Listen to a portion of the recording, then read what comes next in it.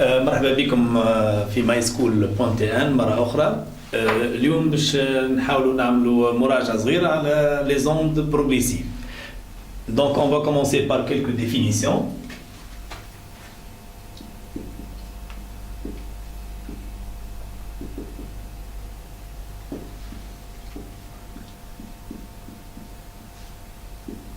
Donc définition d'une onde. Donc, l'onde est un phénomène qui résulte de la propagation d'une succession d'ébranlements. Donc, l'onde est le phénomène qui résulte de la propagation d'une succession d'ébranlements. Celle-là, c'est la définition de l'onde. Maintenant, on va définir. Donc, on va définir l'onde progressive. Donc, définition d'une onde. Maintenant, c'est la définition d'une onde progressive.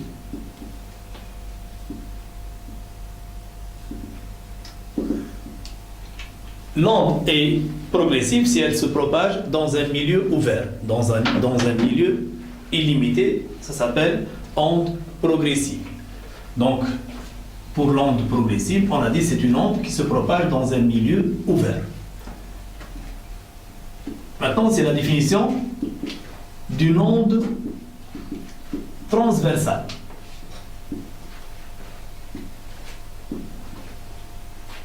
Donc, une onde transversale.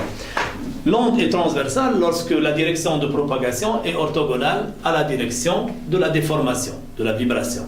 Donc, l'onde, dans ce cas, elle est transversale. Un exemple. Par exemple, j'ai une onde qui se propage le long d'une corde. Donc celle-là, c'est la direction de propagation.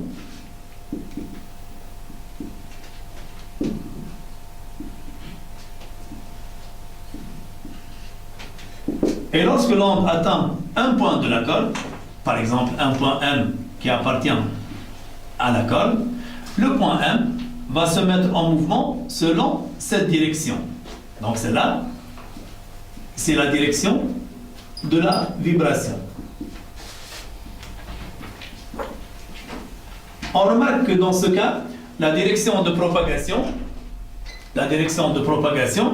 est orthogonale. Donc, la direction de propagation est orthogonale à la direction de la vibration.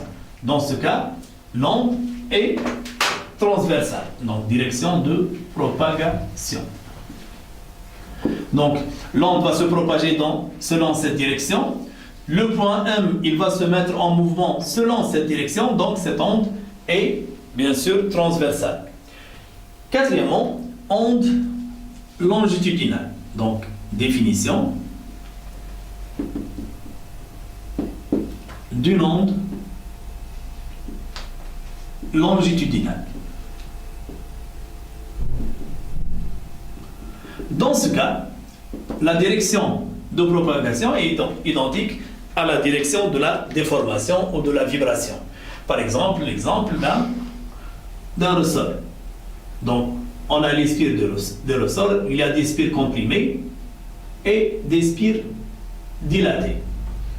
Spires comprimées, spires dilatées. Donc, lors de cette propagation, voilà la direction de propagation.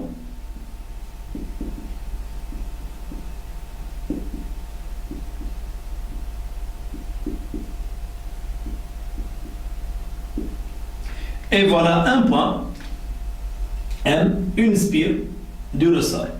Donc ici, j'ai représenté seulement les spires du ressort, un point M. Donc, lorsque l'onde atteint le point M, voilà la direction de mouvement du point M.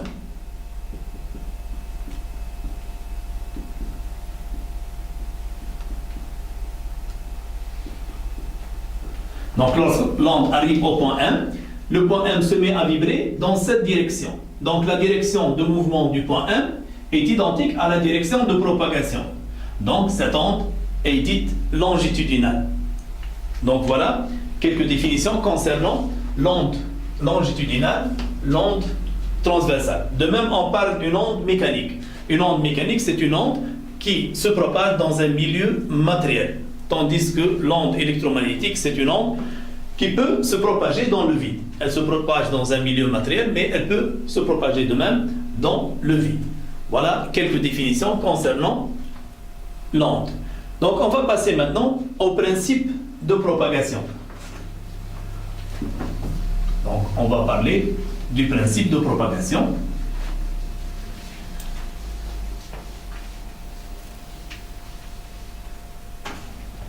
Donc grand 2.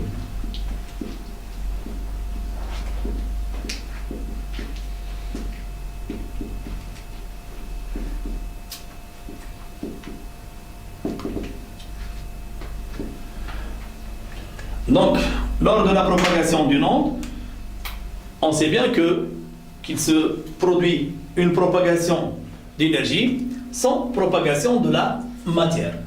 De même, si on considère par exemple ce point S, le point source, qui est dans le cas d'une corde, ce point source, il est lié à une lame vibrante où il y a un électroaimant, ainsi de suite, et voilà la corde. Ici, bien sûr, on met un morceau de coton pour empêcher toute réflexion de l'onde. Donc, à l'instant t égale à 0, l'onde va prendre naissance au niveau du point S.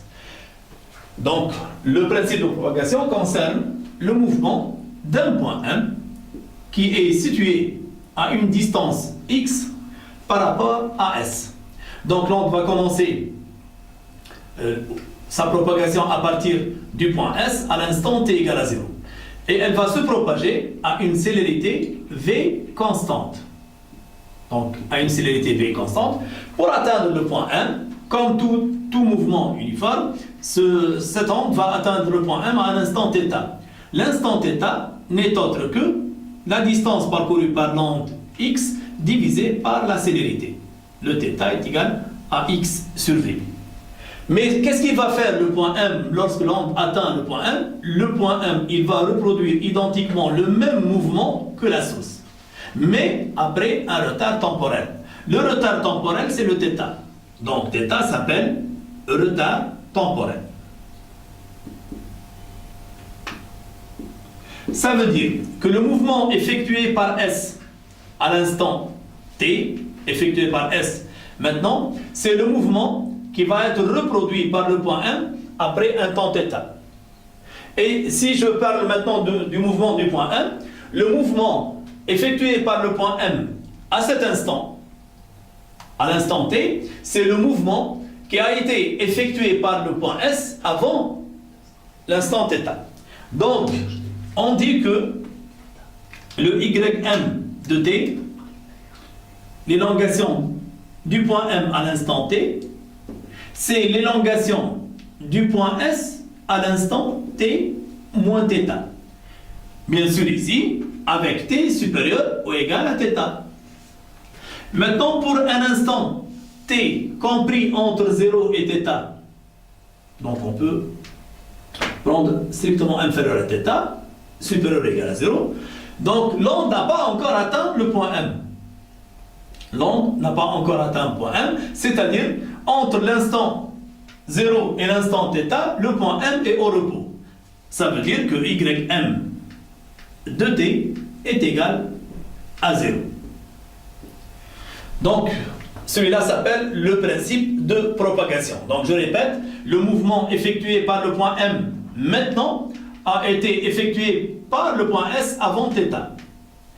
Si on regarde maintenant, si on a l'élongation du point M et on veut déterminer l'élongation du point S, on dit que le mouvement effectué par le point S à cet instant, à l'instant t, va être effectué par le point M à l'instant t plus θ. C'est-à-dire pour t supérieur ou égal à 0, on a le ys de t est égal à ym de t plus θ.